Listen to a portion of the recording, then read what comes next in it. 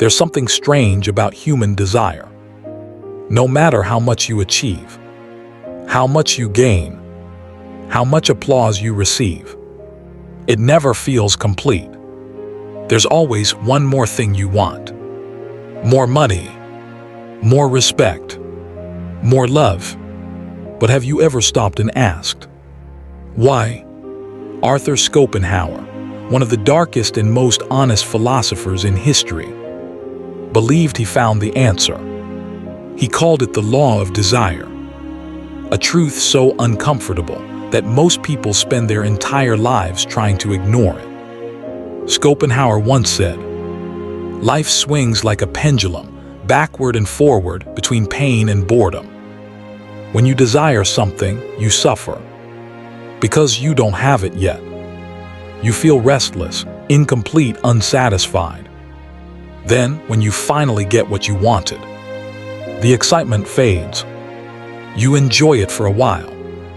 Then you grow used to it, and boredom creeps in. That's when a new desire appears, and the pendulum swings again. Pain, boredom, pain, boredom. That is the rhythm of most human lives." Schopenhauer called this constant craving the will.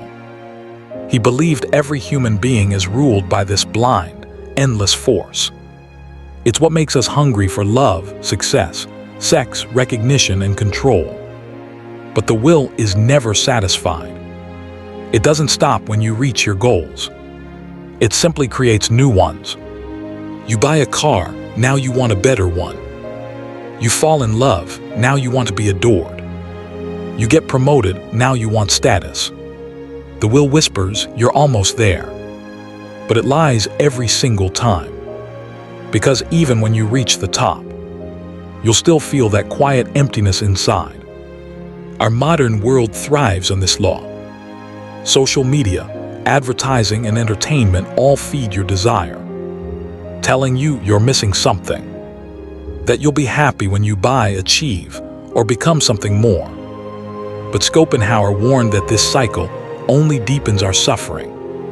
The more you chase, the less peace you have, because true peace doesn't come from getting everything. It comes from needing less.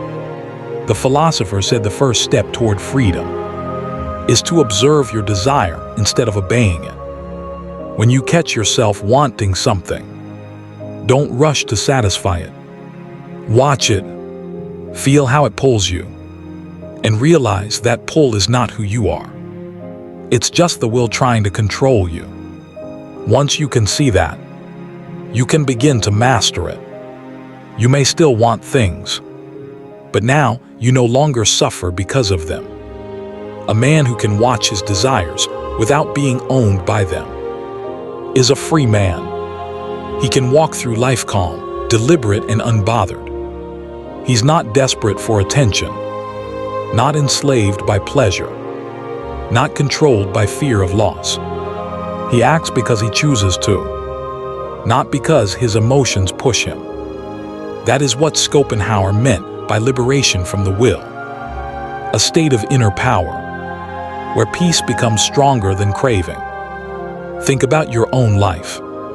How many things have you chased, only to realize the happiness didn't last? How many times did you tell yourself, once I get this, everything will be fine, only to find another desire waiting? That's the law of desire. And until you understand it, you'll keep running in circles. Schopenhauer wasn't telling us to stop living. He was showing us how to live consciously, to want less, to observe more, and to find joy not in the next thing, but in the quiet moments between desires. Because when you stop chasing every impulse, you begin to taste freedom. And when you can sit still and feel content with what you already are, you've defeated the will. That's real mastery. That's real peace. If this message spoke to you, subscribe to The Quiet Paradox. Here we don't chase noise. We master silence, and we learn to live above the will.